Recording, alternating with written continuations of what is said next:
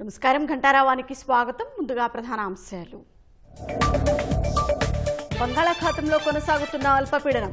మరో 24 గంటల్లో భారీ వర్షాలు కురిసే అవకాశం.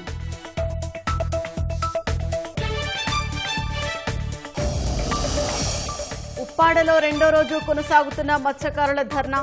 అధికారులు నచ్చజెప్పినా వెనక్కి తగ్గని నిరసనకారులు.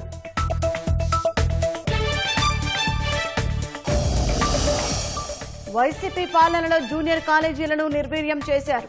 మండలానికి ఒక కళాశాల ఏర్పాటు చేస్తామని లోకేష్ ప్రకటన.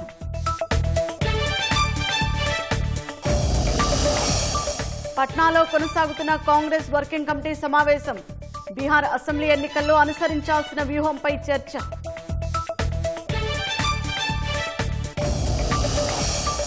గాజాలో యుద్ధం ఆపిన వారికే నోబెల్ శాంతి బహుమతి. ట్రంప్కే అది సాధ్యమని ఫ్రాన్స్ అధ్యక్షుడు ఆశాభావం.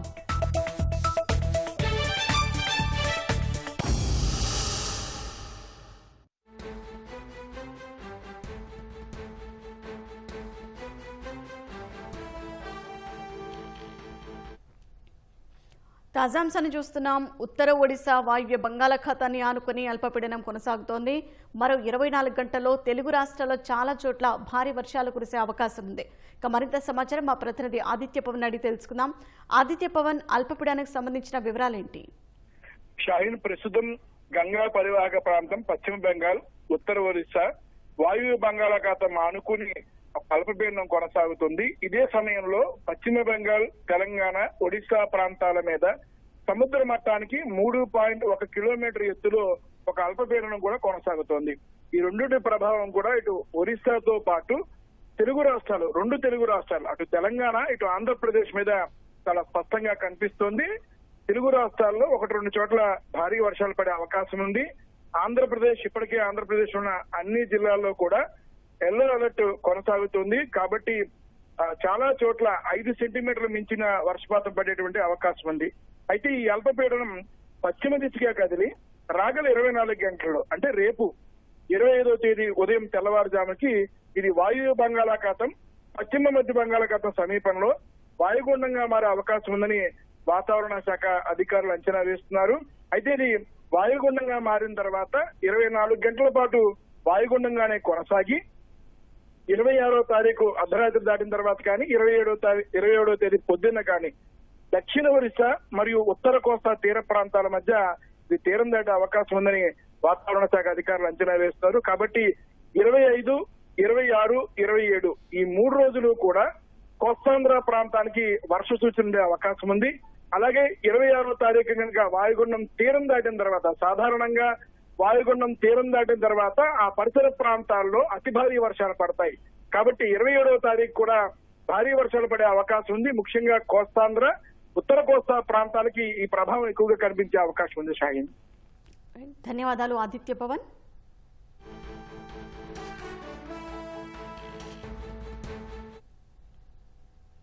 తీర ప్రాంతంలోని కాలుష్య పరిశ్రమలను తొలగించాలంటూ కాకినాడ జిల్లా ఉప్పాడలో మత్స్యకారులు రెండో రోజు ఆందోళన కొనసాగిస్తున్నారు. ఇక మరింత సమాచారం మా ప్రతినిధి సాయి కృష్ణ ప్రత్యక్ష ప్రసారం ద్వారా అందిస్తారు. షాహీన్, ఉప్పాడలో మత్స్యకారుల నిరసన ప్రదర్శన కొనసాగుతూనే ఉంది. రోడ్డుపై బైఠాయించి ఉప్పాడ జంక్షన్లో వరుసగా రెండో రోజు కూడా మత్స్యకారులు నిరసన తెలుపుతున్నారు. ప్రధానంగా చేపల వేట చాలా ఇబ్బందికరంగా మారి తమ కుటుంబాల పోషణ కష్టమైన పరిస్థితుల్లో రోడ్డు ఎక్కాల్సిన దుస్థితి వచ్చిందని ఇప్పటికే మత్స్యకారులు ప్రకటించారు. వారి సమస్యలు పరిష్కరిస్తామని స్థానిక ఎమ్మెల్యే, రాష్ట్ర ఉప ముఖ్యమంత్రి పవన్ కళ్యాణ్ కూడా ఒక సందేశం పంపించారు.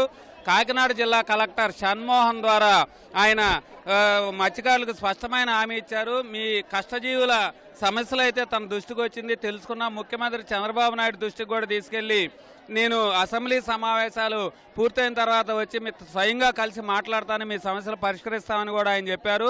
ఇదే విషయాలను కలెక్టర్ వారి దృష్టికి తీసుకొచ్చారు. ప్రధానంగా కాలుష్యం నియంత్రించేందుకు నేనే స్వయంగా వచ్చి సముద్ర తీరంలో కూడా పరిశీలన చేస్తానని కూడా కలెక్టర్ ప్రకటించి ఆయన స్పష్టంగా చెప్పి వెళ్లారు. అయితే ఇంకా మత్స్యకారుల ఆందోళన అయితే కొనసాగుతూనే ఉంది. ఇప్పటికే వేట విరామం తర్వాత జూన్ నుంచి ఇప్పటి వరకు కూడా ఉప్పాడ తీరంలో చేపలు మత్స్య సంపద దొరకపోవడం వల్ల కుటుంబాలన్నీ కూడా రోడ్డున పడ్డ పరిస్థితి ఉందని కూడా వాళ్ళు చెప్తున్నారు. దీనికి సంబంధించి మత్స్యకార నాయకులు కూడా ఉన్నారు. చెప్పండి, ఇప్పుడు ఉప ముఖ్యమంత్రి గారు మీరు వచ్చి మీకు హామీ ఇవ్వాలని చెప్పారు. ఆయన స్పష్టంగా మీకు సందేశం పంపించారు. ఇంకా ఆందోళన ఎప్పుడో విరమించే అవకాశం ఉంది. నా పేరు చోడుపల్లి ప్రసాద్ అండి. నేను మత్స్యకారిని కూడా. తర్వాత మేము గత 6 సంవత్సరాల నుంచి కూడా ఇవాళే ఈ ఉద్యమం పుట్టలేదండి.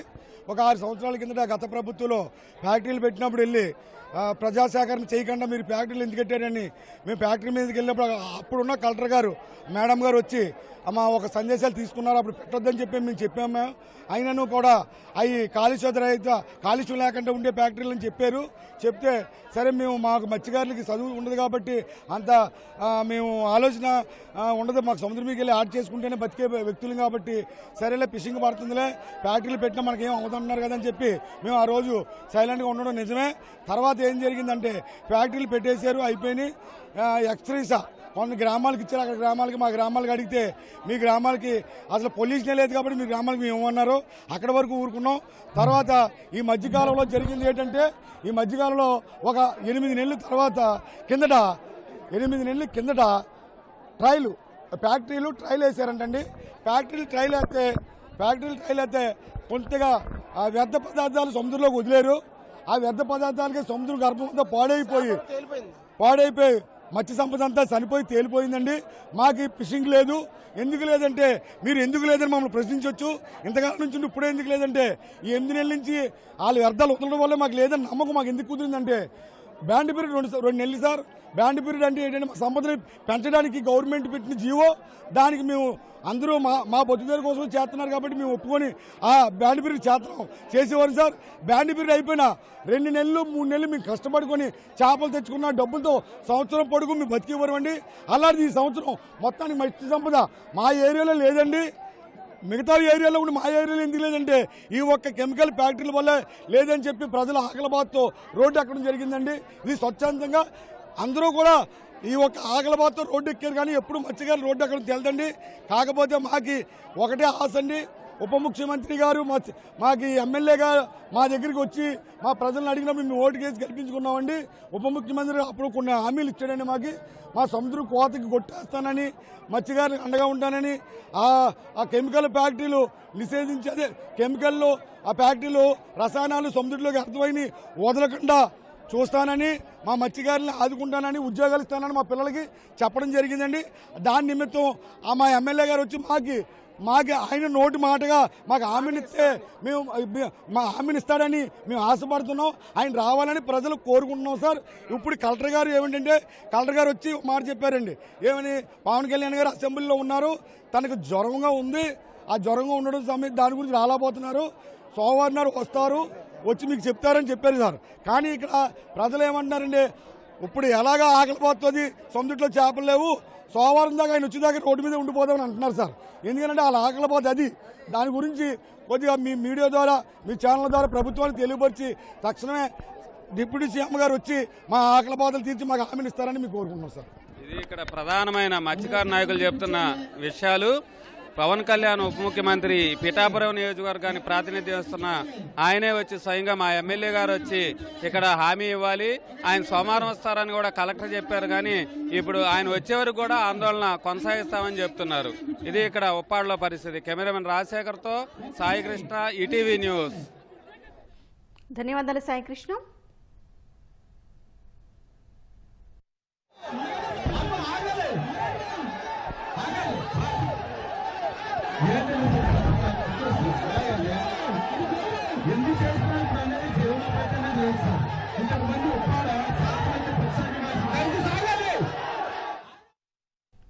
కూటమి ప్రభుత్వం వచ్చాక 234 కోట్ల విలువైన పీడీఎస్ రైస్ ను స్వాధీనం చేసుకుందని పౌర సరఫరాల శాఖ మంత్రి నాదెండ్ల మనోహర్ తెలిపారు. రైస్ స్మగ్లింగ్ చేస్తే పీడీ యాక్ట్ కింద కేసులు నమోదు చేయాలని నిర్ణయించి అమలు చేస్తున్నామన్నారు. రేషన్ బియ్యం పక్కదారి పట్టకుండా ఎన్ఫోర్స్మెంట్ ను పటిష్టంగా అమలు చేస్తున్నామని వెల్లడించారు. పీడీఎస్ బియ్యం అక్రమ రవాణాను నిరోధించడంపై శాసనమండలి ప్రశ్నోత్తరాల్లో వైసీపీ సభ్యుడు బొమ్మె ఇజ్రాయెల్ అడిగిన ప్రశ్నకు ఆయన బదులిచ్చారు. మరి ఎన్ని కట్టడలు చేసినప్పటికీ కూడా మరి తరలింపు ఆగట్లేదు అధ్యక్ష. ఈ విషయంలో మరి ఆ రోజు పవన్ కళ్యాణ్ గారు తీసుకున్నటువంటి సీజ్ చేసినటువంటి సిప్పి విషయంలో ఆ సిప్పి ఏమైంది, దాని మీద ఏ విధంగా కేసులు నమోదైనయో మరి మంత్రివర్యులు తెలియపరచాలి అధ్యక్ష. ఈ పీడస్ బియ్యాన్ని ఏ రకంగా కంట్రోల్ చేస్తారో తమ ద్వారాగా మంత్రివర్యులు తెలియజేసుకుంటూ కోరుతున్నారు అధ్యక్ష. పీడీఎస్ రైస్ నిర్మూలన గురించి గౌరవ సభ్యులు మాట్లాడారు అధ్యక్ష. ఏ విధంగా అరికట్టగలుగుతాం, ఎందుకు అరికట్టలేకపోతున్నాం అని అంటున్నారు అధ్యక్ష. అసలు వ్యవస్థ ఎంత లోతుగా గత 5 సంవత్సరాల్లో వాళ్ళ పరిపాలనలో జరిగిందో దానిపైన కూడా ముందు వాళ్ళకి అవగాహన రావాలి అధ్యక్ష. ఈ ఒక్క సంవత్సరంలో మా ప్రభుత్వం వచ్చినాక ఈ ఒక్క సంవత్సరంలో 234 కోట్ల రూపాయల విలువ గల పీడీఎస్ రైస్ని మేము స్వాధీనం చేసుకున్నాం. గత 5 సంవత్సరాల్లో మీరు ఏ విధంగా పనిచేశారో కూడా అర్థం చేసుకోవాలి అధ్యక్ష. ఎందుకంటే వాస్తవాలకి విరుద్ధంగా మీకు ఆ కాకినాడ పోర్ట్ ఒకటే కనపడవచ్చు, లేదా పవన్ కళ్యాణ్ గారు వచ్చి ప్రత్యేకంగా ఆ ఎంవి స్టెలా అనే షిప్ని ఆ రోజు ఆపి జిల్లా కలెక్టర్ గారిని అధికారులు అందరినీ కూడా క్షుణ్ణంగా పరిశీలించమన్నప్పుడు అప్పుడే కదా అధ్యక్ష వాస్తవాలు ఏంటో బయటకు వచ్చినాయి. 27,000 మెట్రిక్ టన్ల పీడీఎస్ రైస్ని స్వాధీనం చేసుకున్నాం అధ్యక్ష. రాష్ట్ర చరిత్రలో ఎన్నడూ జరగలేదు ఈ విధంగా. అటువంటి కార్యక్రమం నిజాయితీగా మేము చేసుకుంటూ ముందుకెళ్తున్నాం అధ్యక్ష. ఏ రోజైనా మీరు గతంలో మీరు చేసిన అనేక ఈ వ్యవస్థల్ని ప్రత్యేకంగా మీకోసం ఉపయోగించుకునే విధంగా ఎట్లా నడిపారో ఒకసారి అర్థం చేసుకోవాలి అధ్యక్ష. ఈ మాటను ఎందుకు అనాల్సి వస్తుందంటే చాలామంది గౌరవ సభ్యులు అన్నట్టు వ్యవస్థలో చాలామంది బలంగా పాతుకుపోయారు. ఈ వ్యవస్థని లోతుగా మనం పరిశీలించి ఖచ్చితంగా మనం కఠినంగా వ్యవహరిస్తేనే ఆ మార్పు మనం తీసుకురాగలుగుతాం. అందులో భాగంగానే మొట్టమొదటిసారి పీడీ యాక్ట్ కింద కేసులు నమోదు చేయాలని మా కూటమి ప్రభుత్వం నిర్ణయం తీసుకుంది అధ్యక్ష. రైస్ స్మగ్లింగ్ అనే పదం పీడీ యాక్ట్లో మేము గౌరవ సభ ద్వారా మనం తీర్మానం చేసి మరి దాన్ని ఆ క్లాజ్ని మనం పొందపరచడం జరిగింది అధ్యక్ష. ఈ విధంగా మేము చేసిన కేసుల్లో అన్ఫార్చునేట్గా ఏంటంటే అధ్యక్ష 6A కేసులు కానీ 7A కేసులు కూడా అవి క్షేత్రస్థాయిలో జిల్లా కోర్టు పరిధిలోకి వెళ్తాయి అధ్యక్ష. చాలామంది గౌరవ హైకోర్టుకి వెళ్ళి ఇమీడియట్గా స్టే ఆర్డర్లు తెచ్చుకుని మేము తీసుకోదలుచుకున్న యాక్షన్ని క్షేత్రస్థాయిలో ఇంప్లిమెంట్ చేయలేకపోతున్నాం అధ్యక్ష. కానీ ఎన్ఫోర్స్మెంట్ విషయంలో మాత్రం ఎక్కడ పొరపాటు లేకుండా కాకినాడ పోర్టులో మొట్టమొదటిసారి 3 చెక్ పోస్టులు ఏర్పాటు చేశాం అధ్యక్ష. అదేవిధంగా విశాఖపట్నం పోర్టులో 3 చెక్ పోస్టులు ఏర్పాటు చేశాం అధ్యక్ష. నెల్లూరు జిల్లాలో అక్కడ కూడా ఎక్కువ జరుగుతుందని మా దృష్టికి రాగానే సీరియస్ యాక్షన్ తీసుకుని అక్కడ కూడా చెక్ పోస్ట్ ఏర్పాటు చేశాం అధ్యక్ష. మీకు ఉదాహరణలు, వివరాలు, వాస్తవాలు ఏంటో మీరు ఖచ్చితంగా మీరు తెలుసుకోవాలి. ఎందుకంటే 5,65,000 మెట్రిక్ టన్నులు ఒక్క సంవత్సరంలోనే మేము స్వాధీనం చేసుకున్నాం అంటే మీరు గత 5 సంవత్సరాల్లో కూడా మేము ఒక సంవత్సరంలో చేసింది మీరు చేయలేకపోయారు. 5 సంవత్సరాలు మీ పరిపాలనలో కూడా ఒక్క సంవత్సరంలో మేము చేసింది మీరు చేయలేకపోయారు. అదేవిధంగా రాష్ట్ర వ్యాప్తంగా మేము చాలా కఠినంగా వ్యవహరించడానికి కోసం గతంలో ఏర్పాటు చేసిన ఒక వ్యవస్థని MDU వ్యాన్స్ని రద్దు చేయడం జరిగింది అధ్యక్ష. ఈ మొబైల్ డెలివరీ యూనిట్ వ్యాన్లు క్షేత్రస్థాయిలో సందుల దగ్గరకు వచ్చి గంట సేపో 2 గంటల సేపో 3 గంటల సేపో ఉండి వినియోగదారులు రాలేదని ఎవరి కాళ్ళు లెక్కలు రాసేసుకుని వెళ్ళిపోయి ఏ విధంగా దుర్వినియోగం చేశారో ఈ పీడీఎస్ రైస్ గురించి మీ అందరికీ తెలుసు అధ్యక్ష. అక్కడి నుంచి మార్పులు తీసుకొచ్చి ఈ రోజున స్మార్ట్ రైస్ కార్డులు తీసుకొచ్చి QR కోడ్లు తీసుకొచ్చి 29,762 ఫేర్ ప్రైస్ షాపుల ద్వారా 1వ తారీఖు నుంచి 15వ తారీఖు వరకు ఉదయం నుంచి సాయంత్రం వరకు ప్రజలకి అందుబాటులో ఉండేటట్టు రేషన్ ఎప్పుడంటే అప్పుడు ప్రజలు పోయి తెచ్చుకునే విధంగా మా కూటమి ప్రభుత్వం గర్వంగా నిర్వహిస్తుంది అధ్యక్ష. అందులో ఏమాత్రం కూడా అనుమానం లేదు అధ్యక్ష. అదేవిధంగా ప్రతి అధికారికి జిల్లా కలెక్టర్తో సహా జాయింట్ కలెక్టర్తో సహా ప్రతి వారం ఏ విధంగా వాళ్ళు ఎన్ఫోర్స్మెంట్ యాక్టివిటీస్ చేయాలో ఒక యాప్ డిజైన్ చేసి ఆ యాప్ని మేము జిల్లా స్థాయిలో మానిటర్ చేస్తున్నాం అధ్యక్ష. అధికారులు ఎక్కడైనా పొరపాట్లో ఇన్వాల్వ్ అయితే కఠినంగా మేము యాక్షన్ తీసుకున్నాం అధ్యక్ష. గతంలో చూసాం మనం మచిలీపట్నంలో గోడౌన్లో ఏ విధంగా దాదాపు 3,67,00,000 రూపాయల విలువైన ఆస్తులు మన ప్రభుత్వానికి సంబంధించి ప్రజలకు సంబంధించి దుర్వినియోగం చేస్తే ఏ విధంగా క్రిమినల్ కేసులు బుక్ చేశామో మీ అందరికీ తెలుసు అధ్యక్ష. అదేవిధంగా 2-3 రోజుల్లో ఖచ్చితంగా ప్రభుత్వం నుంచి ప్రకటిస్తాం. కైకలూరు MLS పాయింట్లో 5,47,00,000 రూపాయల బియ్యాన్ని తప్పుదారి తీసుకెళ్లారు అధ్యక్ష, పక్కదారి తీసుకెళ్లారు. దానిపైన కూడా 2-3 రోజుల్లో సమగ్రమైన నివేదిక ప్రభుత్వానికి మేము అందించబోతున్నాం అధ్యక్ష. కఠినంగా మేము వ్యవహరిస్తాం, క్రిమినల్ కేసెస్ పెడతాం. మాకు కొత్తగా వచ్చిన మాకు ఈ పీడీ యాక్ట్ కింద రావాల్సిన చట్టంలో ఉన్న మాకు బలాన్ని ప్రజల కోసం ప్రభుత్వం తప్పకుండా సద్వినియోగం చేసుకుంటుంది అధ్యక్ష. మండలానికి ఒక జూనియర్ కళాశాల ఏర్పాటు చేసే నిర్ణయానికి కట్టుబడి ఉన్నామని మంత్రి నారా లోకేష్ తెలిపారు. వైసీపీ హయాంలో జూనియర్ కళాశాలలను నిర్వీర్యం చేశారని తప్పుపట్టారు. అసెంబ్లీలో సభ్యులు అడిగిన ప్రశ్నలకు లోకేష్ సమాధానమిచ్చారు. గత ప్రభుత్వ జూనియర్ కళాశాలని నిర్వీర్యం చేశారు. హై స్కూల్ ప్లస్ అన్న విధానం తీసుకొచ్చి అక్కడ సబ్జెక్ట్ టీచర్స్ లేకుండా చేశారు అధ్యక్ష. దానివల్ల పిల్లలకి అన్యాయం చేసిన వారు అయ్యారు. మార్కులు సరిగా రాలా, పర్ఫార్మెన్స్ లేకుండా పోయింది అధ్యక్ష. కూటమి అంటే ప్రజా ప్రభుత్వం వచ్చిన తర్వాత అది మొత్తం ప్రక్షాళన చేశాం, కరికులం ఇంప్రూవ్ చేశాం, జూనియర్ కళాశాలని బలోపేతం చేశాం అధ్యక్ష. ఈరోజు నేను గర్వంగా చెప్తున్నాను అధ్యక్ష, సుమారుగా 40% ఇంప్రూవ్మెంట్ తీసుకొచ్చాం అధ్యక్ష అడ్మిషన్స్ లో ప్రభుత్వ జూనియర్ కళాశాల. We have improved admissions. అక్కడ మేము మధ్యాహ్న భోజనం ఏర్పాటు చేశాం, ఉచితంగా పుస్తకాలు ఇస్తున్నాం, కంపిటేటివ్ ఎగ్జామ్స్ కి కావాల్సిన మెటీరియల్ కూడా ఈరోజు ప్రభుత్వ జూనియర్ కళాశాలలో మేము అందిస్తున్నాం అధ్యక్ష. మా లక్ష్యం ఒకటే, ప్రైవేట్ కళాశాలతో ధీటుగా ప్రభుత్వ జూనియర్ కళాశాల మేము తీర్చిదిద్దుతాం. కంటెంట్ తయారు చేసాం, డిజిటల్ కంటెంట్ తయారు చేసాం, పర్ఫార్మెన్స్ ఎవ్రీ వీక్స్ కూడా పోటీ పరీక్షలకి ప్రిపేర్ చేసే విధంగా ఎగ్జామ్స్ నిర్వహిస్తున్నాం. దానికి కావాల్సిన టెక్నాలజీ ఇవాల్యుయేషన్ కూడా చేస్తున్నాం అధ్యక్ష. మండలానికి ఒక జూనియర్ కళాశాల ఏర్పాటు చేయాలని ప్రభుత్వం నిర్ణయం తీసుకుని దానికి కట్టుబడి ఉంటాం. రాబోయే 2 సంవత్సరాల ప్రక్రియ పూర్తి చేయాలని దిశగా మేము అడుగులేస్తాం అధ్యక్ష. గ్రేటర్ విశాఖ మున్సిపల్ కార్పొరేషన్ను నియోజకవర్గాల ప్రాతిపదికన 10 జోన్లుగా విభజించామని, త్వరలోనే ఉత్తర్వులు జారీ చేస్తామని పురపాలక శాఖ మంత్రి నారాయణ తెలిపారు. అసెంబ్లీ ప్రశ్నోత్తరాల్లో ఎమ్మెల్యే కొణతాల రామకృష్ణ అడిగిన ప్రశ్నకు మంత్రి సమాధానమిచ్చారు. జోనల్ కమిషన్లకు అధికారాలపై పరిశీలన చేసి నిర్ణయం తీసుకుంటామని నారాయణ చెప్పారు.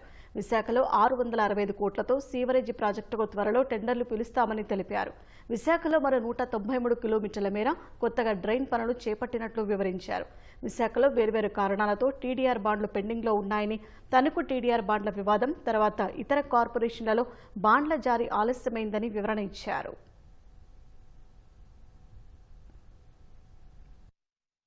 ముఖ్యమైనటువంటి నగరం అధ్యక్ష విశాఖపట్నం. చాలా బ్యూటిఫుల్ పట్టణం కూడా అధ్యక్ష. ఇటువంటి పట్టణానికి జీవీఎంసీ పరిధి పెరిగాక చాలా గ్రామాలు విలీనం అయ్యాయి అధ్యక్ష. విలీనమైనటువంటి గ్రామాల్లో మౌలిక సదుపాయాలు మటుకు ఏమాత్రం కూడా లేవు అధ్యక్ష. మనకు ఉన్నటువంటి ఏవైతే పరిధి పెరిగిందో, పెరిగినటువంటి పరిధిలో రోడ్డు కనెక్టివిటీ కానీ, డ్రైనేజ్ కనెక్టివిటీ కానీ, ఎలక్ట్రిసిటీ కానీ, వీటి అన్ని కూడా అభివృద్ధి చేయాల్సినటువంటి ఒక కాంప్రహెన్సివ్ ప్లాన్ ఒకటి తయారు చేసుకొని చేయాల్సినటువంటి అవసరం ఉంది అధ్యక్ష. అదేవిధంగా మంత్రి గారు ఖాళీలు జోనల్ ప్రకారం అన్నారు. అసలు అనకాపల్లి జోన్కే సుమారు 300 ఖాళీలు ఉన్నాయి అధ్యక్ష. ఇవన్నీ కూడా పూర్తి చేయాల్సినటువంటి అవసరం. వీటితో పాటు ఏవైతే డ్రైనేజ్ సిస్టమ్ ఉందో ఆ డ్రైనేజ్ సిస్టమ్ అందులో డీసిల్టింగ్ కూడా లార్జ్ స్కేల్లో చేయాల్సినటువంటి అవసరం ఉంది అధ్యక్ష. మొత్తం ఈరోజు జీవీఎంఎస్లో 10,557 మంది మొత్తం ఉన్నారు అధ్యక్ష. ఒరిజినల్ శాంక్షన్ అయితే 3,821 అధ్యక్ష. అయితే జీవీఎంసీ ఎక్స్టెండ్ అవుతూ వచ్చింది కాబట్టి ఓవర్ ఏ పీరియడ్ స్టాఫ్ కూడా కావాల్సి వచ్చారు. అయితే ఇప్పుడున్న వార్డు ప్లానింగ్ సెక్రటరీస్ని టౌన్ ప్లానింగ్ బిల్డింగ్ ఇన్స్పెక్టర్స్ గాను, వార్డు అమ్యూనిటీ సెక్రటరీస్ని ఏఈలు గాను, వార్డు వెల్ఫేర్ సెక్రటరీస్ని కమ్యూనిటీ ఆర్గనైజర్స్ గాను, శానిటేషన్ సెక్రటరీస్ని శానిటరీ ఇన్స్పెక్టర్, పబ్లిక్ హెల్త్ అసిస్టెంట్స్గా వాడుతున్నాం అధ్యక్ష. అదేవిధంగా అడ్మినిస్ట్రేటివ్ సెక్రటరీస్ని ట్యాక్స్ కలెక్షన్స్కి, రెవెన్యూ ఇన్స్పెక్టర్స్గా ఉపయోగిస్తున్నాం. అయితే దీనికి సంబంధించి ఈ మధ్య వీళ్ళకి ప్రమోషన్స్ ఇవ్వటం కోసంగా ఫైల్ కూడా క్యాబినెట్కి తెచ్చాం అధ్యక్ష. అయితే మిగతా డిపార్ట్మెంట్లో ఈ వార్డు సెక్రటరీస్ కూడా ఉంది అని యాక్చువల్గా కొంతమంది మంత్రులు ఆ ఇష్యూ ఎత్తడం వల్ల ముఖ్యమంత్రి గారు ఒక కమిటీ వేస్తాం, సబ్ కమిటీ మంత్రులతో అన్ని డిపార్ట్మెంట్ కలిసి ఒకేసారి తీసుకురమ్మన్నారు. అది త్వరలో చేస్తామని తెలియజేస్తాం. అది చేయటం వల్ల యాక్చువల్గా ఈ ఏఈలు అదేవిధంగా బిల్డింగ్ ఇన్స్పెక్టర్స్ ఆ పోస్టులు ఫిల్ అవుతాయి అధ్యక్ష. తర్వాత విశాఖపట్నంలో ట్రైన్స్ తీసుకుంటే టోటల్ రిక్వైర్మెంటు 4,863 కిలోమీటర్లు కావాలి అధ్యక్ష. దానికి కానీ ఉండేది 3,583 కిలోమీటర్లు అధ్యక్ష. ఆన్ గోయింగ్ వర్క్స్ చిన్నవి పెద్దవి కలిసి 193 కిలోమీటర్లు అధ్యక్ష. బ్యాలెన్స్ 1,086 కిలోమీటర్లు అధ్యక్ష బ్యాలెన్స్ చేయాల్సింది. అదే అనకాపల్లిలో తీసుకుంటే 10.21 కిలోమీటర్లు యాక్చువల్గా బ్యాలెన్స్ వర్క్ చేయాల్సింది అధ్యక్ష. అదేవిధంగా అర్బన్ ఫ్లడ్ రిస్క్ మేనేజ్మెంట్ కింద 200 కోట్లతో ఒక ప్రపోజల్ కేంద్రానికి పంపించింది అధ్యక్ష. అది వస్తే వెంటనే దాన్ని టేకప్ చేయడం జరుగుతుంది అధ్యక్ష. అయితే ఈరోజు సభ్యులు అడిగినట్టు ఎమ్మెల్యే వైజ్ జోన్స్ యాక్చువల్గా ఆల్రెడీ ఇన్స్ట్రక్షన్స్ ఇచ్చాము. మొత్తం 10 జోన్స్గా చేశారు అధ్యక్ష. దాని ఇంప్లిమెంటేషన్ ఇమీడియట్గా చేస్తామని సభ్యులకు తెలియజేస్తున్నాను అధ్యక్ష. జోనల్ కమిషన్స్కి పవర్స్ అడిగారు, దాని విషయం కూడా పరిశీలిస్తామని తెలియజేస్తున్నాను.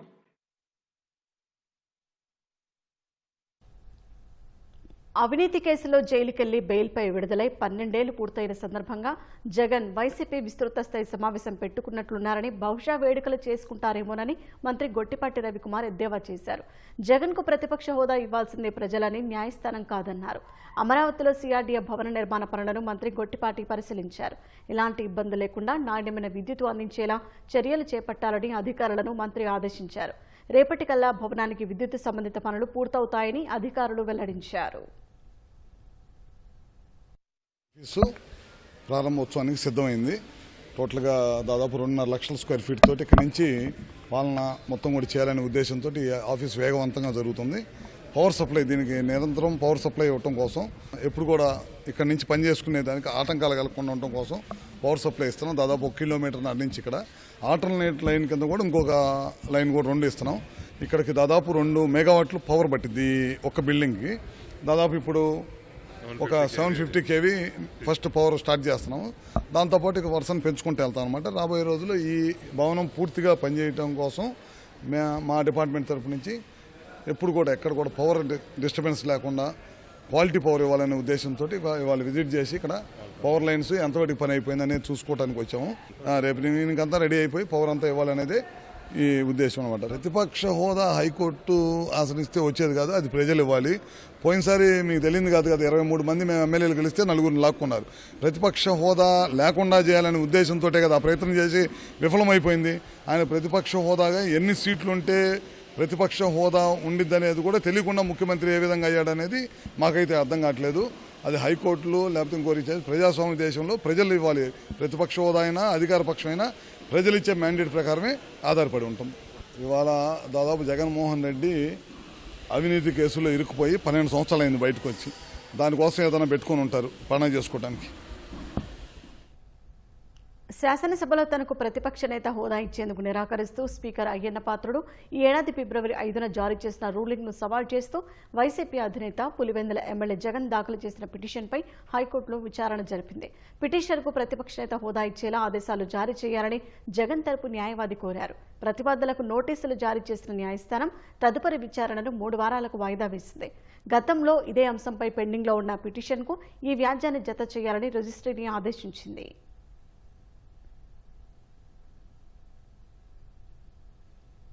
గుంటూరు జిల్లా వాసులను డయేరియా కలవరపెడుతోంది. రోజు రోజుకు డయేరియా కేసులు పెరుగుతున్నాయి. వాంతులు, విరేచనాలతో ప్రజలు ఇబ్బందులు పడుతున్నారు. కేవలం వారం రోజుల్లో 150కి పైగా డయేరియా కేసులు నమోదయ్యాయి. డయేరియా బాధితులతో ఆసుపత్రుల్లో రద్దీ నెలకొంది.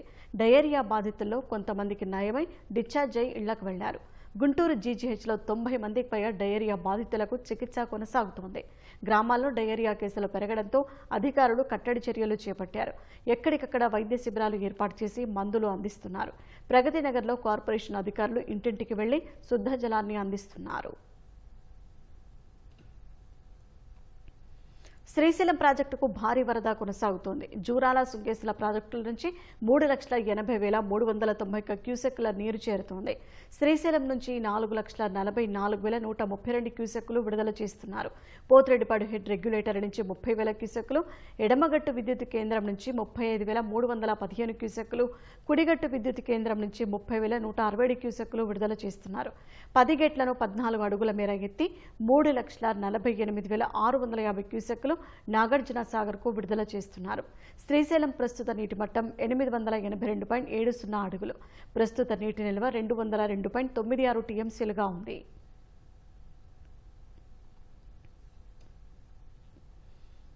ప్రకాశం బ్యారేజీకి వరద ఉధృతి క్రమంగా పెరుగుతోంది. ఎగువ ప్రాంతాల్లో కురుస్తున్న వర్షాల కారణంగా కృష్ణానదికి నీరు వచ్చి చేరుతోందని జలవనరుల శాఖ అధికారులు తెలిపారు. ప్రస్తుతం బ్యారేజీలోకి 4,20,000 క్యూసెక్కుల నీరు వస్తోంది. దీంతో 69 గేట్లను పూర్తి స్థాయిలో ఎత్తి నీటిని దిగువకు విడుదల చేస్తున్నారు. కృష్ణా ప్రధాన కాలువలతో కలుపుకొని 4,20,000 క్యూసెక్కుల నీటి విడుదల చేస్తున్నట్లు అధికారులు తెలిపారు. ప్రస్తుతం ప్రకాశం బ్యారేజీ వద్ద మొదటి ప్రమాద హెచ్చరిక కొనసాగుతుండగా లంక గ్రామాల ప్రజలను ఉమ్మడి కృష్ణా జిల్లా యంత్రాంగం అప్రమత్తం చేసింది. పల్నాడు జిల్లా సత్తెనపల్లిలో దారుణం జరిగింది. మస్తాన్ అనే యువకుడిని అతని బావ కత్తితో నరికేశాడు. సోదరుని వేధిస్తున్నాడనే కారణంతో టీ దుకాణం వద్ద ఉన్న మస్తాను మెడపై సైదా కత్తితో దాడి చేశాడు. ఆసుపత్రికి తరలిస్తుండగా దారిలోనే మస్తాన్ మృతి చెందాడు. ఘటనపై పోలీసులు కేసు నమోదు చేసి దర్యాప్తు చేస్తున్నారు.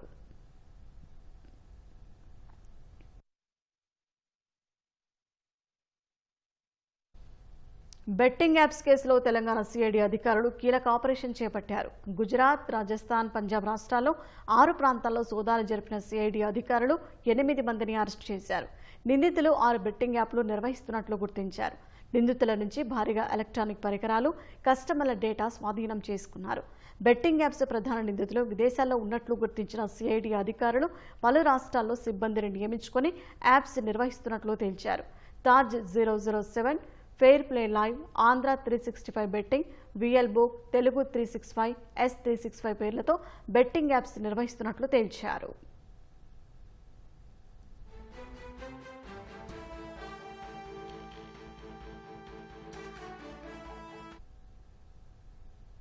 అమరావతిలోని వెలగపూడిలో గురువారం జరిగే ఉపాధ్యాయుల నియామక పత్రాల పంపిణీకి ఎమ్మెల్యేలు రావాలని విద్యాశాఖ మంత్రి నారా లోకేష్ అసెంబ్లీ వేదికగా ఆహ్వానించారు. డీఎస్సీ నియామక పత్రాల పంపిణీపై అసెంబ్లీలో ప్రసంగించిన లోకేష్ వైసీపీ వాళ్లు డీఎస్సీ అడ్డుకోవడానికి 100కు పైగా కేసులు వేశారని, వాటిని అధిగమించి డీఎస్సీ నిర్వహించి ఉపాధ్యాయ నియామకాలు చేపట్టామని వివరించారు. ఎమ్మెల్యేలు కూడా డీఎస్సీ విజేతల సభకు వచ్చి ఆయా నియోజకవర్గాల పరిధిలో ఎంపికైన ఉపాధ్యాయులను అభినందించాలని కోరారు. ముఖ్యమంత్రి గారు చేసిన తొలి సంతకం మెగా డిఎస్సీ అధ్యక్ష. గత ప్రభుత్వం ఒక్క డిఎస్సీ కూడా ఏర్పాటు చేయలేదు అధ్యక్ష. సో సుమారుగా 16,000 మంది ఉపాధ్యాయులతో మెగా డిఎస్సీ మన ప్రభుత్వం ఏర్పాటు చేసింది అధ్యక్ష. ఇక్కడున్న గౌరవ సభ్యులందరి సహకారంతో 2025లో నోటిఫికేషన్ చేశాం, ఎగ్జామ్స్ నిర్వహించాం, సర్టిఫికేట్ వెరిఫికేషన్ చేశాం. రేపు ఉపాధ్యాయులందరికీ లెటర్స్, అపాయింట్మెంట్ లెటర్స్ మనం అందజేయబోతున్నాం అధ్యక్ష. ఇది చాలా గర్వకారణం. కూటమి ప్రభుత్వాన్ని తొలి విజయం ఇది. ఎందుకంటున్నానంటే ఎప్పుడు డిఎస్సి నోటిఫికేషన్ ఇస్తే స్టే వచ్చేది, ఇలాంటి ఇబ్బంది పెట్టేవారు అధ్యక్ష. ఇప్పటికీ సుమారు వైకాపా నాయకులు 100 కేసులు వేశారు అధ్యక్ష. దీన్ని 100 కేసెస్ వేశారు డిఎస్సి పైన. ఎట్టి పరిస్థితుల్లో డిఎస్సి ఆపాలి, జరగకూడదు అపాయింట్మెంట్ అని వాళ్ళు కేసులు వేశారు అధ్యక్ష. కానీ నోటిఫికేషన్ పకడ్బందీగా ఇచ్చాం కనుకనే ఎక్కడ ఒక్క స్టే కూడా రాలేదు. చాలా పారదర్శకంగా నడిపిస్తున్నాం అధ్యక్ష. అండ్ రేపు గౌరవ ముఖ్యమంత్రి, ఉప ముఖ్యమంత్రి గారి నాయకత్వంలో పెద్ద ఈవెంట్ ఒకటి నిర్వహిస్తాం. సుమారుగా 16,000 మంది ఉపాధ్యాయులు, వాళ్ళ కుటుంబం నుంచి ఒకరు, అంటే 32,000 మందితో సచివాలయం పక్కనే అధ్యక్ష మెగా డిఎస్సి ఈ ఆఫర్ లెటర్స్ అనేది మేము అందజేస్తాం జరుగుతుంది అధ్యక్ష. దయచేసి ఈ కార్యక్రమాల్లో గౌరవ ఎమ్మెల్యేలందరూ పాల్గొనాలని సభాముఖంగా కోరుకుంటున్నాం. కొంతమంది సభ్యులు అంటే ప్రతిపక్ష పార్టీకి చెందిన గౌరవ సభ్యులు ఈ సభలో లేరు అధ్యక్ష. బట్ వాళ్ళకు కూడా జిఏడి ద్వారా, పులివెందుల ఎమ్మెల్యే గారు కూడా జిఏడి ద్వారా ఆహ్వానం పంపించడం జరిగింది అధ్యక్ష. మీ ద్వారా వాళ్ళని ఆ కార్యక్రమంలో పాల్గొనాలని ఈ సభాముఖంగా వాళ్ళని కూడా నేను కోరుతున్నాను అధ్యక్ష. థ్యాంక్ యూ అధ్యక్ష. జై ఈ డిఎస్సి విషయంలో లోకేష్ గారిని నేను కూడా అభినందిస్తున్నా. ఎందుకంటే ప్రతిపక్ష పార్టీ వాళ్ళు కూడా అభినందించారు. కామెంట్ చేయాలన్నా కామెంట్ చేయలేని విధంగా జరిగిందని చెప్పి నాకు వేరే వాళ్ళు కూడా చెప్పాలి అంటే వైరి వర్గం వారు కూడా, అంటే పొలిటికల్గా వైరి వర్గం వాళ్ళు కూడా అభినందించారు. దీనికి ప్రత్యేక ధన్యవాదాలు. Thank you. ఏఐసీసీ అధ్యక్షుడు మల్లికార్జున ఖర్గే అధ్యక్షతన బీహార్ రాజధాని పట్నాలో కాంగ్రెస్ వర్కింగ్ కమిటీ సమావేశం కొనసాగుతోంది. సదాకత్ ఆశ్రమంలో జరుగుతున్న ఈ సమావేశానికి లోక్సభలో ప్రతిపక్ష నేత రాహుల్ గాంధీ, ఇతర ముఖ్య నేతలు హాజరయ్యారు. స్వాతంత్ర్యం తర్వాత బీహార్లో సీడబ్ల్యూసీ సమావేశం నిర్వహించడం ఇదే తొలిసారి అని కాంగ్రెస్ పార్టీ వర్గాలు తెలిపాయి. బీహార్ అసెంబ్లీ ఎన్నికల్లో పార్టీ అనుసరించాల్సిన వ్యూహం, ఓట్ల చోరీ అంశాన్ని ప్రజల్లోకి బలంగా తీసుకెళ్లడంపై చర్చించనున్నారు. శాశ్వత సభ్యులు, ప్రత్యేక ఆహ్వానితులు, కాంగ్రెస్ పాలిత ముఖ్యమంత్రులు, పీసీసీ అధ్యక్షులు, సీఎల్పీ నేతలు ఈ సమావేశానికి హాజరయ్యారు. బీహార్ ఎన్నికలను దృష్టిలో పెట్టుకుని కొన్ని తీర్మానాలను ఆమోదించే అవకాశం ఉంది.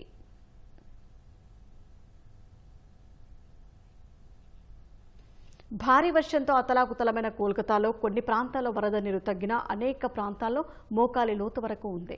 సెంట్రల్ కోల్కతా, సాల్ట్ లేక్, ఉత్తర కోల్కతాలోని కొన్ని ప్రాంతాల్లో సాధారణ పరిస్థితి నెలకొంది. మిగిలిన చోట్ల మాత్రం వాహనదారులకు ఇబ్బందులు తప్పడం లేదు. లోతట్టు ప్రాంతాల్లో ఉన్న వర్షపు నీటిని కోల్కతా మున్సిపల్ కార్పొరేషన్ సిబ్బంది మోటార్లతో తోడుతున్నారు. బిధాన్ నగర్లో ఇంకా వరద నీరు తగ్గకపోవడంతో స్థానికులు తీవ్ర ఇబ్బందులు పడుతున్నారు. ఈ నేపథ్యంలో బిధాన్ నగర్ మున్సిపల్ కార్పొరేషన్ అధికారులు ముందు జాగ్రత్తగా వీధి లైట్లను ఆర్పివేశారు. తదుపరి 24 గంటలు కోల్కతాలో భారీ వర్షం వచ్చే అవకాశం లేదని వాతావరణ విభాగం తెలిపింది. మోస్తరు వర్షం పడే అవకాశం ఉందని తెలిపింది. కోల్కతాలో సోమవారం అర్ధరాత్రి నుంచి మంగళవారం ఉదయం వరకు కురిసిన వర్షం కారణంగా వేర్వేరు చోట్ల విద్యుదాఘాతంతో 10 మంది ప్రాణాలు కోల్పోయారు.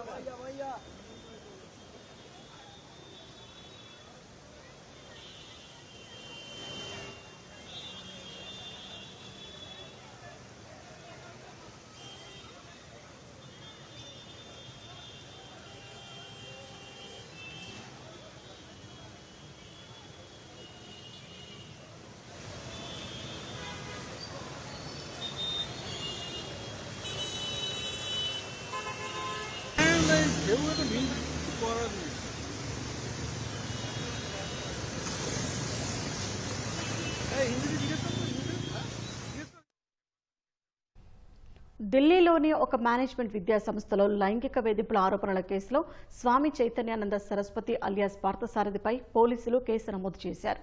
విద్యార్థుల ఫిర్యాదు నేపథ్యంలో నిందితుడు పరారు కాగా అతని కోసం పోలీసులు గాలిస్తున్నారు. ఢిల్లీలోని Shri Sharada Institute of Indian మేనేజ్మెంట్లో స్వామి చైతన్యానంద మేనేజ్మెంట్ కమిటీ సభ్యుడిగా ఉన్నారు. ఈడబ్ల్యూఎస్ స్కాలర్షిప్ కింద అక్కడ చదువుతున్న 17 మందికి పైగా విద్యార్థులను స్వామి లైంగికంగా వేధిస్తున్నట్లు వసంత్ కుంజ్ పోలీస్ స్టేషన్లో ఆగస్టు 4న ఫిర్యాదు చేశారు. పోలీసుల విచారణలో స్వామి విద్యార్థుల వద్ద అసభ్యకర భాష ఉపయోగించడం, సందేశాలు పంపడం, తాకే ప్రయత్నం చేసినట్లు తేలింది. కొందరు బోధనా సిబ్బంది, మేనేజ్మెంట్ సిబ్బంది కూడా కోరికలు తీర్చారని విద్యార్థులపై ఒత్తిడి తెచ్చినట్లు పోలీసులు తెలిపారు. కేసు నమోదు చేసి దర్యాప్తు కొనసాగిస్తున్నట్లు వెల్లడించారు. దౌత్యవేత్తలకు కేటాయించే నకిలీ నంబర్తో ఉన్న కారును బాబా చైతన్యానంద ఉపయోగించినట్లు తేలడంతో మరో కేసు నమోదు చేశారు.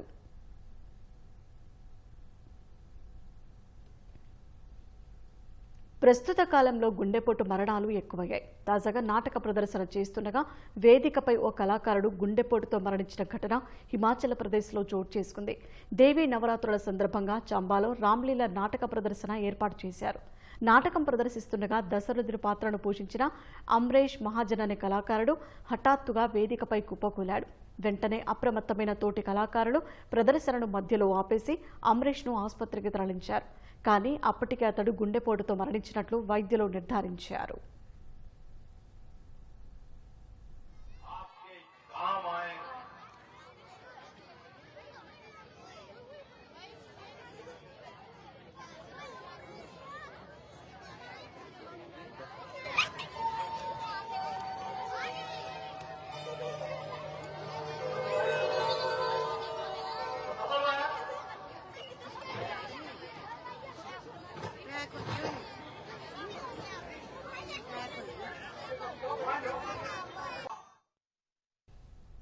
రష్యా నుంచి చమురు కొనుగోలు పేరుతో భారత్పై విధించిన 25% అదనపు టారిఫ్లను సరిచేసేందుకు ట్రంప్ సానుకూలంగానే ఉన్నట్లు అమెరికా విదేశాంగ మంత్రి మార్కో రూబియో సంకేతాలిచ్చారు. ఎన్బీసీకి ఇచ్చిన ఇంటర్వ్యూలో ఈ మేరకు ఆయన వ్యాఖ్యానించారు. ఐరోపా దేశాలు తక్షణమే రష్యాపై ఆంక్షలు విధించడం చాలా కీలకమని, చాలా ఐరోపా దేశాలు ఇప్పటికీ రష్యా నుంచి చమురు, సహజ వాయువును కొంటున్నాయని రూబియో చెప్పారు. భారత్పై విధించిన ఆంక్షలను సరిచేయగలమని ఆశిస్తున్నట్లు ఆయన తెలిపారు. రష్యాపై మరిన్ని ఆంక్షలు విధించే అంశాన్ని ట్రంప్ పరిశీలిస్తున్నారని వివరించారు. మారుతున్న పరిణామాలను బట్టి అధ్యక్షుడు నిర్ణయం తీసుకుంటున్నారని వెల్లడించారు. న్యూయార్క్లో 80వ ఐక్యరాజ్య సమితి సర్వసభ సమావేశం సందర్భంగా భారత విదేశాంగ మంత్రి జయశంకర్తో మార్కో రూబియో భేటీ అయ్యారు. వాణిజ్యం, రక్షణ, ఔషధాల వంటి కీలకమైన అంశాలపై ద్వైపాక్షిక చర్చలు జరిపినట్లు రూబియో ఎక్స్లో పోస్ట్ చేశారు. రష్యాతో జరుగుతున్న యుద్ధంలో భారత్ ఎక్కువగా ఉక్రెయిన్ వైపే నిలిచిందని ఆ దేశ అధ్యక్షుడు వొలోదిమిర్ జెలెన్స్కీ వెల్లడించారు. రష్యా నుంచి చమురు కొనుగోలు విషయంలో భారత ఇంధనపరమైన సంక్లిష్టతలను అర్థం చేసుకోగలరని ఆయన చెప్పారు. ఐక్యరాజ్య సమితి సర్వసభ్య సమావేశాల కోసం న్యూయార్క్ వెళ్లిన ఆయన ఫాక్స్ న్యూస్కి ఇచ్చిన ఇంటర్వ్యూలో ఈ విషయాలను వెల్లడించారు. రష్యాతో భారత ఇంధన ఒప్పందం సమస్యగా మారినప్పటికీ దీనిని ట్రంప్ పరిష్కరించగలరని భావిస్తున్నట్లు జెలెన్స్కీ తెలిపారు. రష్యా నుంచి ఇంధనాన్ని దిగుమతి చేసుకునే విషయంలో మోదీ ప్రభుత్వం తన విధానాన్ని మార్చుకుంటుందని ఆశాభావం వ్యక్తం చేశారు. ఐరోపా దేశాలకు భారత్తో బలమైన సంబంధాలు ఉన్నాయన్న ఆయన ఉక్రెయిన్ కూడా ద్వైపాక్షిక సంబంధాలు బలోపేతం చేసుకోవాల్సిన అవసరం ఉందని చెప్పారు. అయితే భారత్ మాదిరిగా చైనా తమకు మద్దతు ఇస్తుందని చెప్పలేమని జెలెన్స్కీ వ్యాఖ్యానించారు. రష్యాతో జరుగుతున్న యుద్ధం ముగియడం వల్ల తమకు ఎలాంటి ప్రయోజనం లేదని చైనా భావించడమే ఇందుకు కారణమన్నారు. ఉక్రెయిన్పై రష్యా యుద్ధానికి భారత్, చైనాలు నిధులు సమకూరుస్తున్నాయని ఐరాస వేదికపై ట్రంప్ ఆరోపించిన నేపథ్యంలో జెలెన్స్కీ ఈ వ్యాఖ్యలు చేశారు. ఫిలిప్పీన్స్, తైవాన్ను వణికించిన రాగస తీవ్ర తుపాను తాజాగా హాంకాంగ్లో తన ప్రతాపాన్ని చూపిస్తోంది. తుపాను ధాటికి తీర ప్రాంతాలలో అలలు ఉవ్వెత్తున ఎగిసిపడుతున్నాయి. భీకర గాలులకు చెట్లు, తేలికపాటి నిర్మాణాలు నేలకొరిగాయి. భారీ వర్షాలకు పలుచోట్ల అండర్ పాస్లు, లోతట్టు ప్రాంతాలు నీట మునిగాయి. పలు షాపింగ్ మాల్స్లోకి నీరు చేరింది. వేర్వేరు ప్రమాదాల్లో 30 మంది గాయపడగా ఆసుపత్రికి తరలించి చికిత్స అందిస్తున్నారు. మకావ్, హాంకాంగ్ వ్యాప్తంగా విమానాశ్రయాలు, పాఠశాలలను మూసివేశారు. ప్రస్తుతం రాగస తుపాను చైనాలోని గువాంగ్డాంగ్ ప్రావిన్స్ పయనిస్తోంది.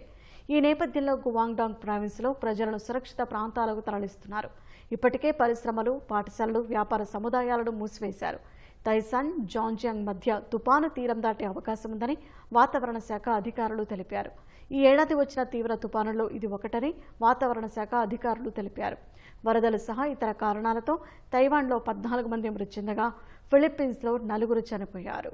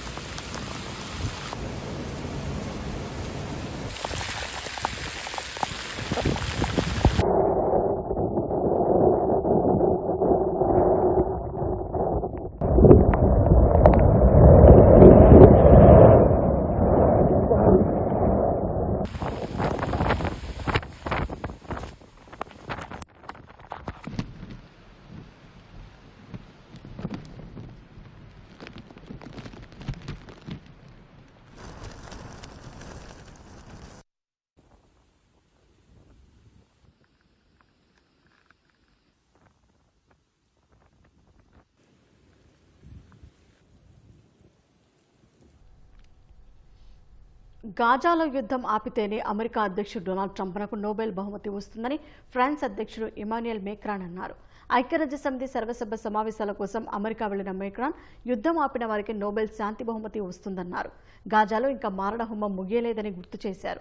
గాజాలో యుద్ధం ఆపేందుకు ఇజ్రాయెల్పై ఒత్తిడి తెచ్చే శక్తి యుఎస్కు మాత్రమే ఉందన్నారు. ట్రంపే అది చేయగలరని ఆశాభావం వ్యక్తం చేశారు. ట్రంప్ గాజా యుద్ధాన్ని ముగించడంలో విజయం సాధిస్తేనే ఆయనను నోబెల్ బహుమతి వరిస్తుందన్నారు. గాజాలో మారణ హోమానికి తాము ఎలాంటి ఆయుధాలు పంపించడం లేదని, అమెరికానే ఇజ్రాయెల్కు ఆ సాయం చేస్తోందని విమర్శించారు. పాలస్తీనా ప్రత్యేక దేశంగా మారడం అనేది అంతిమంగా ఇజ్రాయెల్పైనే ఆధారపడి ఉంటుందని మేక్రాన్ తెలిపారు.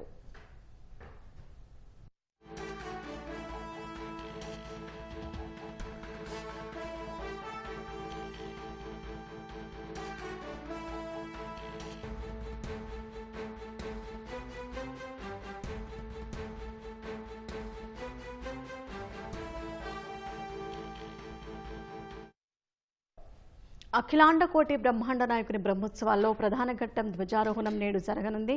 ఇవాళ సాయంత్రం మీనలగ్నంలో ముక్కోటి దేవతలను ఆహ్వానిస్తూ నిర్వహించే ధ్వజారోహణంతో బ్రహ్మోత్సవాలు ప్రారంభమవుతాయి. 9 గంటలకు నిర్వహించే పెద్దశేష వాహన సేవతో బ్రహ్మోత్సవాల వాహన సేవలు ప్రారంభమవుతాయి. బ్రహ్మోత్సవాల ఏర్పాట్లకు సంబంధించి మరింత సమాచారం మా ప్రతినిధి నారాయణప్ప ప్రత్యక్ష ప్రసారం ద్వారా అందిస్తారు. కలియుగ వైకుంఠనాథుడు తిరుమల వెంకటేశ్వర స్వామి బ్రహ్మోత్సవాలకు వేలైంది. ఈరోజు సాయంత్రం 5:40 నుంచి 6:20 మధ్య బ్రహ్మోత్సవాలను ప్రారంభిస్తూ ధ్వజావరోహణం జరగనుంది. ముక్కోటి దేవతలను బ్రహ్మోత్సవాలకు ఆహ్వానిస్తూ ధ్వజపటాన్ని ఎగరవేయడం ద్వారా బ్రహ్మోత్సవాలు ప్రారంభం కానున్నాయి. ఈరోజు రాత్రి పెద్దశేష వాహనంతో వాహన సేవలు ప్రారంభం కానున్నాయి. 9 రోజుల పాటు జరగనున్న శ్రీవారి బ్రహ్మోత్సవాలకు అంగరంగ వైభవంగా నిర్వహించడానికి తిరుమల తిరుపతి దేవస్థానం విస్తృత ఏర్పాటు చేసింది. 9 రోజుల పాటు 14 వాహనాలపై స్వామివారు 4 మాడ వీధుల్లో విహరిస్తూ భక్తులకు అభయ ప్రదానం చేయనున్నారు. దేశం నలుమూలల నుంచి 4 మాడ వీధులలో వాహన సేవలపై ఊరేగే శ్రీవారిని దర్శించుకునేందుకు లక్షల సంఖ్యలో భక్తులు తరలి వస్తారన్న అంచనాతో తిరుమల తిరుపతి దేవస్థానం విస్తృత ఏర్పాటు చేసింది. ఇప్పటికే ప్రత్యేక ప్రవేశ దర్శనానికి సంబంధించి జారీ చేసిన టోకెన్లను సంఖ్య తగ్గించారు. సామాన్య భక్తులకు అధిక ప్రాధాన్యత ఇవ్వాలన్న ముఖ్యమంత్రి ఆదేశాలకు అనుగుణంగా బ్రహ్మోత్సవాల సమయంలో విఐపి బ్రేక్ దర్శనాలను పూర్తిగా రద్దు చేశారు. అత్యంత ప్రముఖులు నేరుగా వచ్చేవారికి మాత్రమే బ్రేక్ దర్శనం ఏర్పాటు చేశారు. వారి సిఫార్సు లేఖలను పూర్తిగా రద్దు చేయడం ద్వారా ఆ సమయాన్ని కూడా సామాన్య భక్తులకు దర్శనం భాగ్యం కలిగించే లక్ష్యంతో ఈ ఏర్పాటు చేశారు. ఉదయం 8 గంటల నుంచి 10 గంటల వరకు, రాత్రి 8 గంటల నుంచి 10 గంటల వరకు జరగనున్న ఈ వాహన సేవలలో మాడవీధులలో వాహన సేవలను వీక్షించేందుకు వచ్చిన భక్తులకు ప్రత్యేకంగా ఈ ఏడాది ఏర్పాట్లు చేశారు. మాడవీధులలోని గ్యాలరీలలో వాహన సేవల దర్శనం కోసం వేచి ఉన్న భక్తులకు ప్రత్యేకంగా 16 వంటకాలు తయారు చేసి వారికి అన్నప్రసాదాలు అందజేయడానికి ఏర్పాటు చేశారు. వెంగమాంబ అన్నదాన సత్రంతో పాటు తిరుమల శ్రీవారిని దర్శించుకునేందుకు వాహన సేవలను వీక్షించేందుకు వచ్చే భక్తులకు అన్నప్రసాదాల వితరణలో ఎలాంటి ఇబ్బంది లేకోకుండా ఉండేలా తిరుమలలోని పలు ప్రాంతాల్లో ప్రత్యేక కేంద్రాలు ఏర్పాటు చేసి అన్నదానానికి కూడా ఏర్పాటు చేశారు. అదేవిధంగా తిరుమల శ్రీవారి బ్రహ్మోత్సవాల్లో అత్యంత ప్రాధాన్యత ఉన్న అత్యంత భక్తుల అధిక సంఖ్యలో తరలి వచ్చే గరుడ వాహన సేవ రోజు ఎలాంటి ఇబ్బందులు లేకోకుండా ఉండేలా తిరుమల తిరుపతి దేవస్థానం ఏర్పాటు చేసింది. దాదాపు 3.5 లక్షల మంది పైబడి భక్తులు గరుడ వాహన సేవ రోజు తిరుమలకు చేరుకుంటారన్న అంచనాతో అందుకు తగిన రీతిలోనే ఏర్పాటు చేస్తోంది. 419 బస్సులను ఏర్పాటు చేసి 3,900 ట్రిప్పుల ద్వారా తిరుపతి నుంచి తిరుమలకు భక్తులను చేరవేసేందుకు, అదేవిధంగా ఆ రోజుల్లో కనుమ రహదారుల్లో ఎలాంటి ప్రమాదాలు చోటు చేసుకోకుండా ఉండేలా గరుడ వాహన సేవ రోజు 28వ తారీఖు ప్రారంభమవుతుంది. 27వ తారీఖు నుంచే ద్విచక్ర వాహనాలను కనుమ రహదారుల్లో అనుమతించకుండా చర్యలు తీసుకుంటున్నారు. అదేవిధంగా చక్రస్నానం రోజు చివరి రోజు బ్రహ్మోత్సవాల ముగింపు సందర్భంగా చక్రస్నానం రోజు పుష్కరిణిలో స్నానం చేసేందుకు కూడా అధిక సంఖ్యలో భక్తులు తరలి వస్తారన్న అంచనాతో తగిన రీతిలోనే తిరుమల తిరుపతి దేవస్థానం ఏర్పాటు చేసింది. సాయంత్రం 6:30 గంటలకు ముఖ్యమంత్రి చంద్రబాబు నాయుడు తిరుమలకు చేరుకోనున్నారు. 6:30 గంటల సమయంలో బేడి ఆంజనేయ స్వామి వద్దకు చేరుకొని సాంప్రదాయబద్ధంగా పరివట్టం ధరించిన తర్వాత స్వామివారికి రాష్ట్ర ప్రభుత్వం తరపున సమర్పించే పట్టు వస్త్రాలను ఊరేగింపు ద్వారా ఆలయ ప్రధాన ద్వారం వద్దకు వెళ్తారు. ఆలయ ప్రధాన ద్వారం వద్ద అర్చకులు, పండితులు ముఖ్యమంత్రికి స్వాగతం పలికి ఆలయంలోకి తీసుకెళ్తారు. స్వామివారికి రాష్ట్ర ప్రభుత్వం తరపున ముఖ్యమంత్రి చంద్రబాబు నాయుడు సతీ సమేతంగా పట్టు వస్త్రాలు సమర్పించిన తర్వాత 2026 సంవత్సరానికి సంబంధించి క్యాలెండర్లో ప్రారంభోత్సవం, అదేవిధంగా డైరీలను ముఖ్యమంత్రి ఆవిష్కరించనున్నారు. పట్టు వస్త్రాలు సమర్పించిన తర్వాత ఈరోజు రాత్రికి ప్రారంభమయ్యే పెదశేష వాహన సేవలో ముఖ్యమంత్రి చంద్రబాబు నాయుడు, అదేవిధంగా ఉపరాష్ట్రపతి పాల్గొనున్న నేపథ్యంలో భద్రతా ఏర్పాట్లు విస్తృతంగా చేపట్టారు. ముఖ్యమంత్రితో పాటు ఉపరాష్ట్రపతి వాహన సేవల్లో పాల్గొంటున్న సందర్భంగా ఎలాంటి అవాంఛనీయ సంఘటనలు చోటు చేసుకోకుండా ఉండేలా ఆలయం నుంచి వాహన మండపం వరకు కాస్త భద్రతను పటిష్టం చేసి ఇబ్బందులు లేకుండా సామాన్య భక్తులకు ఇబ్బందులు లేకుండా ఉండేలా చర్యలు చేపట్టారు. అదేవిధంగా శ్రీవారి వాహన సేవలో పెద్దశేష వాహన సేవలో పాల్గొన్న తర్వాత ముఖ్యమంత్రి గాయత్రి నిలయానికి చేరుకొని అక్కడ బస చేసి రేపు ఉదయం తిరుమలలో పలు అభివృద్ధి కార్యక్రమాల్లో పాల్గొంటారు. భక్తులకు బస చేసేందుకు వీలుగా ఏర్పాటు చేసిన పిలిగ్రిమ్ అమ్యూనిటీ సెంటర్ PAC 5ను ముఖ్యమంత్రి ప్రారంభించనున్నారు. అదేవిధంగా ప్రవాస భారతీయులు విరాళంగా అందజేసిన దాదాపు 25 కోట్ల రూపాయలతో ఏర్పాటు చేసిన AI ఆర్టిఫిషియల్ ఇంటెలిజెన్సీ అనుసంధానం చేసి ఏర్పాటు చేసిన కమాండ్ కంట్రోల్ రూమ్ను కూడా ముఖ్యమంత్రి ప్రారంభించున్నారు. అదేవిధంగా స్వామివారి ప్రసాదాలు తయారు చేసేందుకు వినియోగించి 8 రకాలైన వస్తువులను ఎలాంటి నాణ్యత పరిశీలించడమే కాకుండా కల్తీ లేకుండా ఉండేందుకు వేరు చేసే ప్రత్యేకమైన యంత్రాన్ని కూడా ముఖ్యమంత్రి చంద్రబాబు నాయుడు ప్రారంభించినారు. ఇలా వివిధ అభివృద్ధి కార్యక్రమాలకు ముఖ్యమంత్రి ప్రారంభించడంతో పాటు రేపు ఉదయం ఈ తిరుమలలో కూటమి ప్రభుత్వం ఏర్పాటు అయ్యాక తిరుమలలో చేపట్టిన చోటు చేసుకున్న మార్పులను గతానికి ఇప్పటికీ ఉన్న తేడా ఏంటి అన్న అంశంపై ఉన్నతాధికారులతోనూ టీటీడీ అధికారులతోనూ సమీక్ష నిర్వహించనున్నారు ముఖ్యమంత్రి. ఇది ఇక్కడున్న తాజా పరిస్థితి. కెమెరామెన్ శేఖర్తో వి నారాయణప్ప, ఈటీవీ న్యూస్, తిరుమల నుంచి.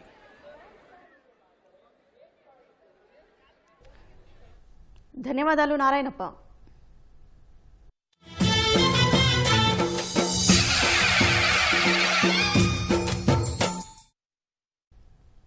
విజయవాడ ఇంద్రకీలాద్రిపై కొలువైన దుర్గమ్మ సన్నిధిలో శరణవరాత్రి ఉత్సవాలు వైభవంగా జరుగుతున్నాయి. 3వ రోజు దుర్గమ్మ అన్నపూర్ణాదేవి అలంకారంలో దర్శనమిస్తున్నారు. సకల జీవరాశికి ఆహారం ప్రసాదించే అన్నపూర్ణాదేవిని దర్శించుకుంటే ఆకలి దప్పికలుండవని దుర్గగుడి పండితులు యనమండ్ర ఉమాకాంత శర్మ తెలిపారు. సాక్షాత్తు పరమేశ్వరుడికే భిక్ష పెట్టిన అన్నపూర్ణాదేవిని ధ్యానిస్తే ధనధాన్య వృద్ధి, ఐశ్వర్య సిద్ధి కలుగుతుందన్నారు.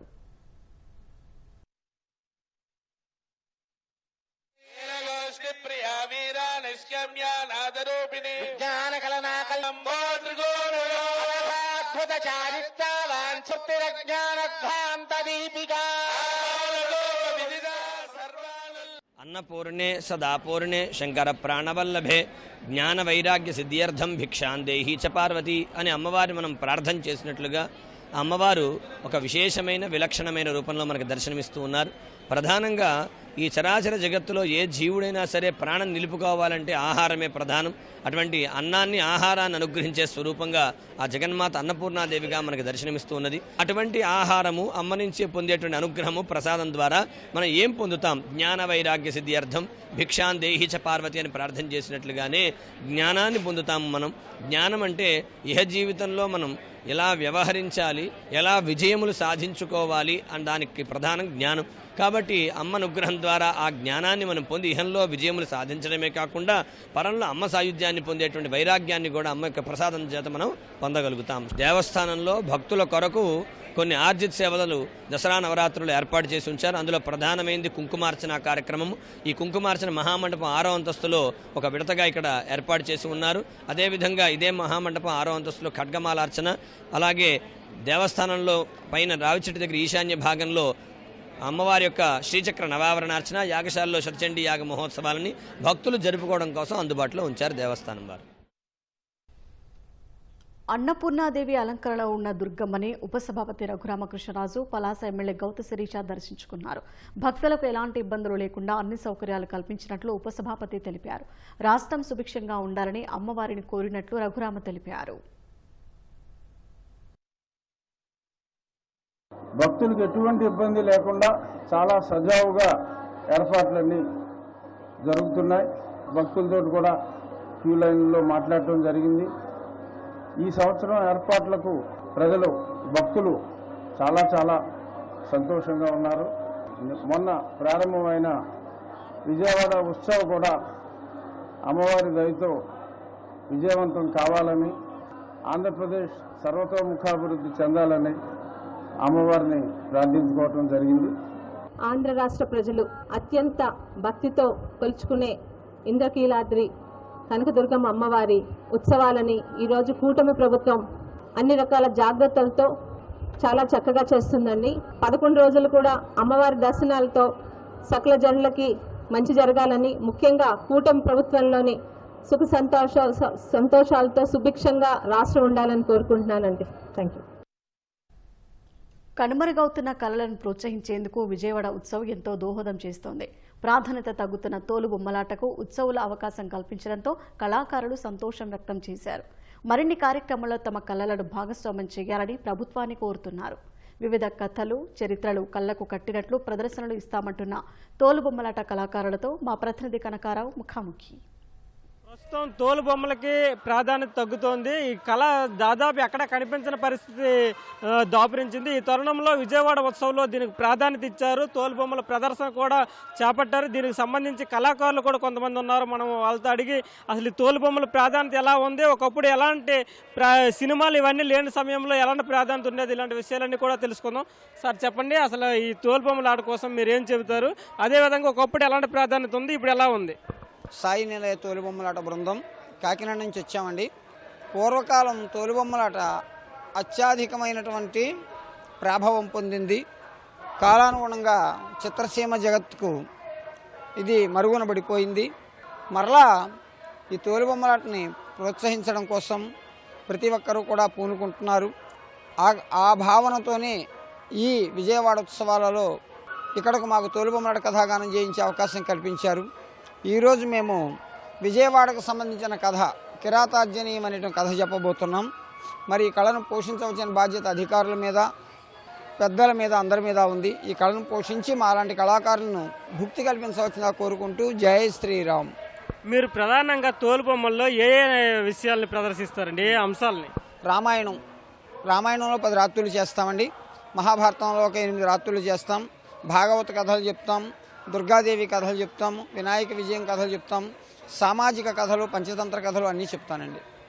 మీరు అంటే వీళ్ళందరిలో చిన్న వయసు మీరే ఉన్నారు. అసలు ఈ తరంలో మీరు రిక్వెస్ట్ చేసేది ఏంటి? ఈ తోలుబొమ్మల ప్రాధాన్యతని జనాలకి ఏ విధంగా వివరిస్తున్నారు, వాళ్ళు ఎలాంటి ఆదరణ కావాలని కోరుకుంటున్నారు? మాకైతే మేము చదువుకున్నా మాకు ఉద్యోగాలు గట్రా ఏమీ రావట్లేదండి. తర్వాత మా కళ అయితే మరుగున పడిపోయింది. మాకు పట్టించుకునేవాళ్ళు కూడా ఎవరు ఉండట్లేదు. అందుకని ప్రభుత్వానికి మా కథ గురించి అని చెప్పమని, ప్రోగ్రాలు ఇచ్చేలాగా చేయమని చెప్తున్నాం. మీరు కూడా చెప్పండి, మహిళలుగా ఉండి మీరు ఈ కళ కోసం ఏమని చెప్పి? మేము ప్రతి ఊళ్ళో ప్రోగ్రామ్స్ ఇస్తున్నామండి. ఇది తోలుబొమ్మలకు సంబంధించి కళాకారులు చెబుతున్న విషయాలు. తోలుబొమ్మలకి క్రమంగా ప్రాధాన్యత తగ్గుతున్నప్పటికీ ప్రభుత్వ ప్రోత్సాహం కానీ తోడైతే ఈ కళకి మళ్ళీ పూర్వ వైభవం వస్తుందని చెప్పేసి వాళ్ళు అభిప్రాయపడుతున్నారు. కెమెరామెన్ సోమేష్తో కనకారావు, ఈటీవీ న్యూస్ విజయవాడ నుంచి.